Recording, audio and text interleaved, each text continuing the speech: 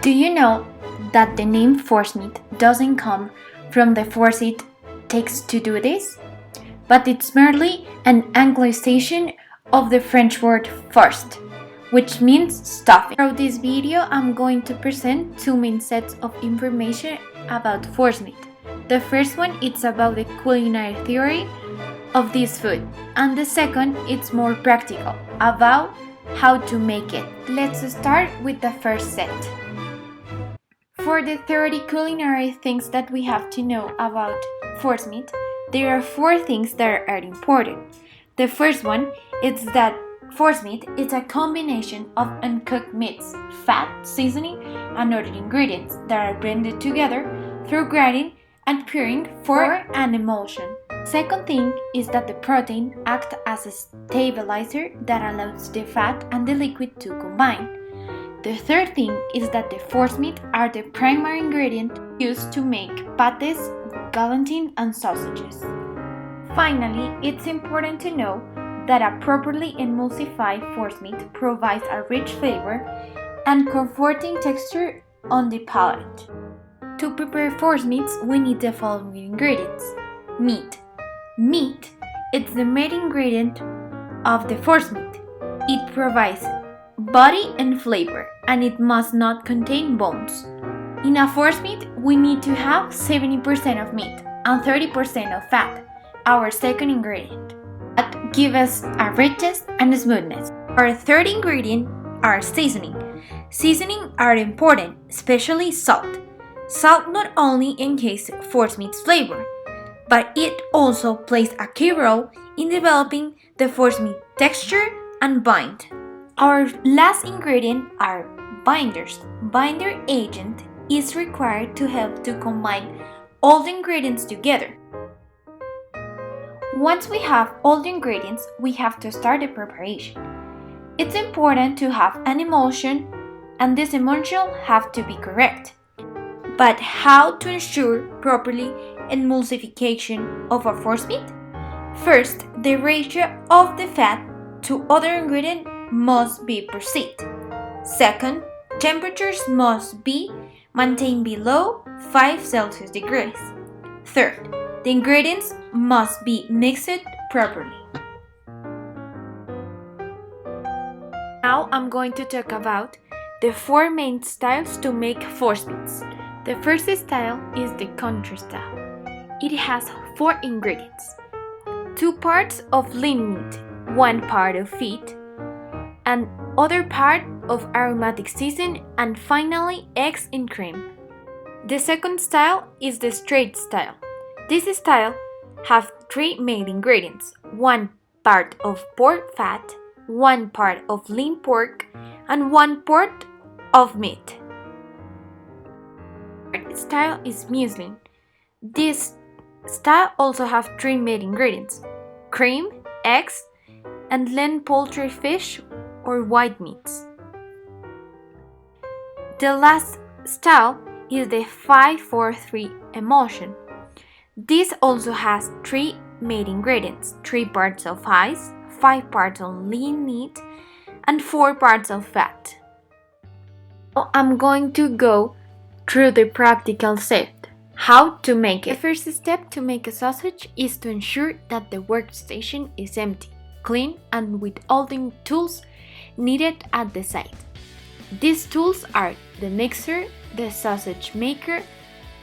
This maker must be with ice or in the refrigerator because it's important to have the temperature below 5 Celsius degrees to obtain a properly emulsification. And finally, we need bowls and grinder. Second step, we have to check the ingredients needed, the amount, and the ratio of each of them. Now I'm going to explain 4 different preparations. Each of them needs different ingredients. We will see in the following slides. They will divide it in the 4 main ingredients that ForceMeat needs that I mentioned before. For hunter sausage, you need pork shoulder, salt, pink salt, black pepper, coriander, garlic, mustard, nutmeg, ginger, and casings.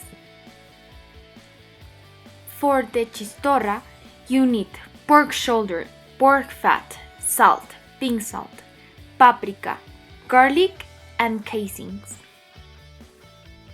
For the Bradford sausage, you need pork and veal meat, back fat, salt, white pepper, ginger, nutmeg, eggs, and heavy cream. And finally, for the mortadella, you need pork meat, back fat, salt, crushed ice, garlic, white pepper, coriander, bay leaf, white wine, pistachios, and film. Once we know all the ingredients, we proceeded to weigh the ingredients following the portions. We begin weighing the protein. As an example, for the bratwurst, we start weighing the pork and the veal meat. Then we continue weighing all the rest of the ingredients that we need. Once we have all the ingredients, the instruction to start making is grinding the protein and the fat with ice to ensure that temperature is kept below 5 Celsius degrees at all times. This grinding process needs to be 2 times with different grinding discs to achieve finer meat grinding. Once we have our meat ready, we put it on a mixer with the specific amount of spices. Then we blend it all for 1 minute at speed 1 of the mixer, and if it's necessary, we added the extra ingredient. These extra ingredients are usually the binding agents. After adding these ingredients, we continue mixing for 5 minutes in speed 4 of the mixer. Once we reach the recommended time, we check the mix to make sure that it's thick and stick. If it does not have the consistency and texture, we continue mixing. Once the consistency is that we want, stop and make the flavor test. For this test, we need to cook a small portion and taste it.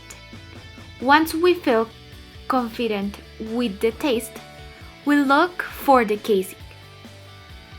It's important to know that the casing could be pork or lamb.